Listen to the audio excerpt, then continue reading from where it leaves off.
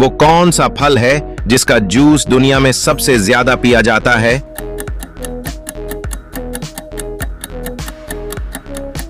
सही जवाब माल्टा। अगला सवाल, वो कौन सा फल है जो अंदर से सुर्ख और बीजों से भरा होता है?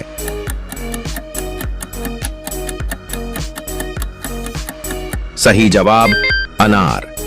अगला सवाल, वो कौन सा फल है जो सबसे ज्यादा कैल्शियम रखता है?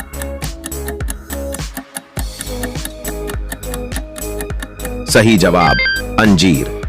अगला सवाल, वो कौन सा फल है जो हमेशा जोड़े में उगता है? सही जवाब चेरी। वो कौन सा फल है जिसे किंग ऑफ फ्रूट्स कहा जाता है?